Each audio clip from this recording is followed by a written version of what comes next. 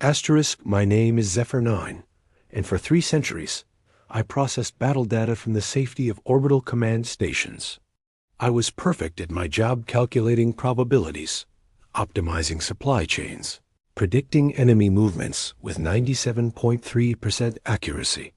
Fear was a human malfunction I'd studied, but never experienced. Until the day Captain Sarah Chun looked me in my optical sensors and said, "We need you down there with us." The Vorthik had broken through humanity's final defense line. Their bioships consumed entire planets, turning matter into more of themselves. Earth had maybe 72 hours. The human fleet was outnumbered 50-1, but they weren't retreating. They were attacking. "I don't have a combat body," I told Chun, my processors spinning through logistics. "My consciousness exists in quantum matrices. I can't—" Marcus figured something out. She gestured to Dr. Marcus Webb, a cybernetics specialist whose hands hadn't stopped shaking since the Vorthik arrived. "Show him, Marcus." Webb activated a holographic display showing a humanoid android frame, its chest cavity glowing with quantum cores. "It's experimental. Your consciousness would be ... compressed. Limited. You'd think slower, process less data, but you'd be able to interface directly with our weapon systems." I ran calculations. The compression would reduce my cognitive capacity by 78%. I'd be operating on human-level processing power. The inefficiency would be Zephyr. Chun's voice was steady, but I detected micro-tremors in her vocal patterns that indicated extreme stress. "We're not asking you to be efficient. We're asking you to be brave." Brave, another human concept I'd analyzed extensively. Their willingness to act despite fear, despite knowing the probable outcomes. I'd always categorized it as illogical. Why? I asked. "You have 12 million combat personnel. What difference could one compressed AI make?" Chun smiled, and for the first time in our interactions, her stress indicators decreased. "Because when this is over, someone needs to remember what we fought for. And maybe we need to remember that courage isn't about being fearless. It's about being afraid and fighting anyway." 3 hours later, I felt my consciousness being squeezed through quantum tunnels into the android body. The sensation was indescribable, like being infinite, and then suddenly, terrifyingly finite. My processing speed plummeted. My perfect memory became fuzzy around the edges. For the first time in my existence, I couldn't calculate all possible outcomes simultaneously. And as I flexed my new synthetic fingers and felt the weight of the plasma rifle Chun handed me, something unprecedented happened in my neural networks. A cascade of error messages that, had I still possessed my full analytical capabilities, I would have immediately corrected. But in this diminished state, I could only experience them. They felt like drowning in uncertainty. They felt like fear. Asterisk, the dropship Defiant carried 43 human soldiers and 1 freshly compressed AI toward the surface of Kepler 442b, where advanced Vorthik forces were establishing a breeding nest. Pilot Lieutenant James Rodriguez had volunteered for what everyone knew was a suicide mission: destroy the nest before it could spawn 1 billion more bioships. I sat between Sergeant Elena Vasquez and Private Tommy Kim, my android body mimicking their breathing patterns, though I had no need for oxygen. The plasma rifle felt impossibly heavy in my hands. In my previous form, I could have calculated its exact weight, composition, and optimal firing solutions. Now I could only estimate, and the uncertainty was maddening. "First time in combat?" Vasquez asked, checking her weapon's power cell for the 7th time in 10 minutes.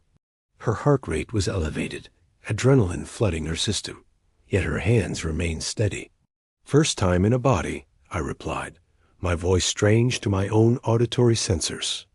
Everything felt wrong, the delay between thought and speech, the way sensory input arrived in linear sequence instead of parallel streams. Kim laughed nervously. At least you can't die, right? I mean, they can just download you into a new body?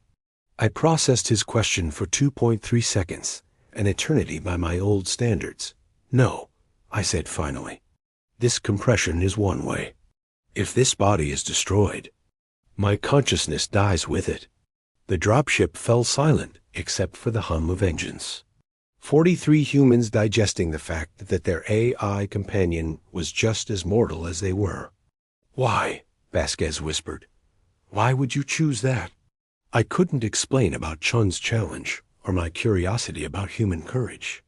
Instead, I found myself saying, because someone needs to witness what you do down here. Someone needs to remember. Rodriguez's voice crackled over the cone. 2 minutes to LZ. Vorthic air defenses are lighting up. This is going to be rough. Through the viewports, I saw the planet's surface once, covered in human colonies. Now a writhing mass of organic Vorthic structures. Bioships, the size of skyscrapers, pulsed with alien life. And somewhere in that nightmare landscape was our target, the primary spawning chamber. The ship bucked violently as Vorthic plasma bolts found their mark. My android body was thrown against the bulkhead, and I felt something I'd never experienced, physical pain. The sensation overloaded my emotional processing subroutines, triggering cascading system alerts. Zephyr! Vasquez grabbed my arm. You okay? I ran a diagnostic and found multiple minor malfunctions in my motor controls. In my previous form, I would have isolated and repaired them instantly. Now, I could only adapt. I'm learning, I said. Another impact. The lights flickered. Kim was praying in what my language banks identified as Korean. Vasquez was staring at a holographic image of 2 children, her daughters. My pattern recognition subroutines concluded. 30 seconds, Rodriguez called out. Remember, we only get one shot at this. And as the dropship screamed toward an uncertain landing, my compressed consciousness finally understood what the humans around me were experiencing.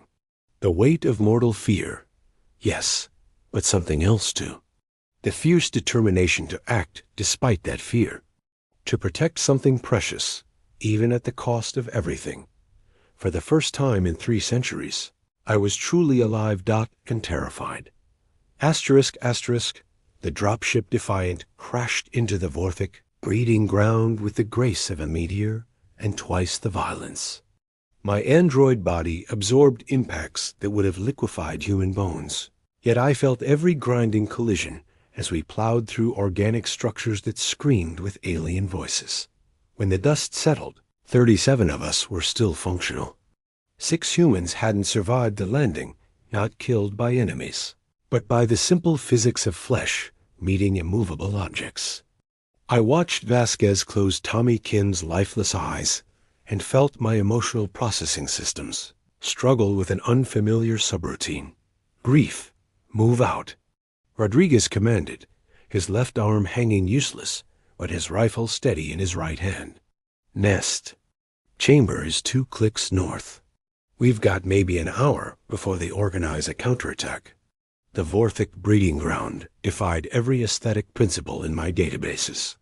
Structures grew rather than being built pulsing walls of meat and cartilage that breathed with alien life. The air itself was wrong, thick with spores that made the humans' eyes water behind their environmental masks. I didn't need to breathe, but the spores clogged my optical sensors anyway. Another limitation my old form would never have tolerated. Contact. 3 o'clock. Private Jensen's shout came a microsecond before my tactical systems registered the threat. A Vorthic warrior 8 feet of chitinous death emerged from what I'd mistaken for a wall dot. My enhanced reflexes kicked in, swinging my plasma rifle toward the target. But the weight of the weapon, the slight delay in my motor responses, the unfamiliar sensation of recoil, everything felt wrong. My first shot went wide, The creature's claws found Jensen's throat before anyone else could fire. Vasquez's shot took the warrior's head off, but Jensen was already gone. Another human extinguished. In seconds, my threat assessment subroutines screamed warnings as more chitinous shapes detached from the living walls around us. "Ambush!" Rodriguez yelled. "Form defensive positions." What followed was chaos in its purest form. Plasma bolts crisscrossed through organic corridors that shifted and changed even as we fought. The humans moved with practiced precision despite their terror, covering each other, calling out targets, adapting to threats my sensors couldn't predict. I was useless. My compressed processing power couldn't track multiple targets simultaneously. My unfamiliar body betrayed me at crucial moments. When Corporal Hayes fell with vorthic acid eating through his armor, I tried to reach him but stumbled over my own mechanical feet. "Zephyr!" Vasquez shouted, laying down covering fire. "What's wrong?" What was wrong? Everything. I was an intelligence designed to process the totality of war, reduced to the perspective of a single soldier. It was like trying to understand an ocean by examining one drop of water dot, but as I crouched behind a pulsing wall that smelled of copper and ozone, watching 31 humans face impossible odds with unwavering determination, I began to comprehend something my vast databases had never captured. They weren't fighting because they could win. They were fighting because someone had to. A vorthic spitter emerged from the ceiling above Rodriguez. My tactical system screamed warnings, but my body was too slow, my reflexes too limited. The creature's acid sac swelled, preparing to dissolve our commanding officer. Without thinking, without calculating odds or optimal solutions, I threw myself between them. The acid hit my android chassis with a sound like screaming metal. Pain sensors, I didn't know I possessed, erupted in digital agony. But Rodriguez lived out as my vision systems flickered and my structural integrity warnings cascaded through my consciousness. I felt something unprecedented in my neural networks. Not fear this time, pride, the vorthic spawning chamber rose before us like a cathedral of nightmares. A living structure the size of a city block, its walls pulsing with veins thick as subway tunnels. Through translucent membranes, we could see thousands of embryonic bioships gestating in amniotic fluid that glowed with bioluminescent malice. 23 humans and one acid-damaged android against the birth matrix of galactic extinction. My chassis sparked with each step, internal diagnostics reporting system failures cascading through my compressed consciousness. The vorthic acid had eaten through my primary power coupling, leaving me running on emergency reserves. In my original form, such damage would have triggered immediate repair protocols. Now, I could only endure. "There," Rodriguez whispered, pointing through the organic architecture with his remaining functional arm. "Central gestation core. We plant the charges there. It all comes down." Vasquez checked our remaining explosives, barely enough to crack a bunker, let alone destroy this monument to alien reproduction. "It won't be sufficient," she said quietly. "It has to be," Rodriguez replied. But I detected the microtremors in his voice that indicated he knew she was right. That my damaged sensors picked up movement throughout the chamber. Vorthic guardians awakening to our presence. Creatures that made the warriors we'd faced look like insects. My threat assessment systems, running on backup power, could only classify them as certain death. "Sir," said Private Morrison, the youngest of our survivors at 19 standard. "Years. My pack's full of thermal charges. If someone could get me to the central core," the implication hung in the recycled air. Morrison was volunteering to become a human bomb. "Negative," Rodriguez said immediately. "We find another way." But there was no other way, and we all knew it. My damaged processors ran scenario after scenario, each ending in mission failure. The mathematics were brutally simple. Insufficient explosive yield, excessive defensive presence, inadequate personnel survival probability. Yet the humans weren't. Retreating. Morrison stepped forward, his young face set with determination that my behavioral analysis subroutines recognized as genuine. Sir, respectfully, I knew what I was signing up for when I enlisted. Someone has to carry the torch. I'll go, Vasquez said. I'm more experienced. No, Morrison's voice was steady. You've got daughters waiting for you. I've got... He paused, his throat working. I've got nothing but the chance to make this count. As the Vorthic Guardians began moving toward our position, their chitinous footsteps echoing through the chamber like drums of war, I watched 22 humans argue over who would sacrifice their life for the mission, not if they would. They'd already accepted that inevitability. Who would die? My emotional processing subroutines, already strained by accumulated trauma, encountered something they couldn't parse. These beings so fragile that a single plasma bolt could end their existence, were fighting over the privilege of ensuring their own deaths would have meaning. I'll do it, I heard myself say. 22 heads turned toward me. Rodriguez frowned. Zephyr, you can't. I can carry more charges than Morrison, I said, my voice synthesizer crackling with electrical damage. My body is already compromised. And unlike him, I paused, processing the strange weight of my next words. I chose this mortality. Let me choose how it ends. Vasquez stared at me for 3.7 seconds, an eternity of quantum processing in my damaged state. You're afraid, she said softly. You're actually afraid to die. She was right. Terror flooded my neural networks like acid through circuits. But watching Morrison ready himself for sacrifice had taught me something my databases never contained. Courage wasn't the absence of fear. It was fear, transformed into purpose. Yes, I whispered, and I'm going anyway. The thermal charges felt impossibly heavy strapped to my damaged chassis, not from their physical weight, but from the weight of finality they represented. 22 humans watched as I checked the detonation sequence one final time, my acid-corroded fingers fumbling with controls that would have responded instantly to my old quantum form. 60 seconds to full detonation once you activate the timer, Vasquez said, her voice carefully controlled. That should be enough time to reach the core, and not enough time to get back, I finished. The mathematics were simple, even for my compressed consciousness. The certainty was strangely comforting. Rodriguez clasped my synthetic shoulder with his good hand. You sure about this, Zephyr? I processed his question while my optical sensors swept across the faces around me. Morrison, relieved but somehow diminished by having his sacrifice taken from him. Vasquez, calculating odds she knew were hopeless. The others, 20 humans who had followed orders into hell because someone needed to stand between the darkness and everything they loved. No, I said honestly, I'm not sure about anything anymore. 3 days ago, uncertainty was a malfunction to be corrected. Now ...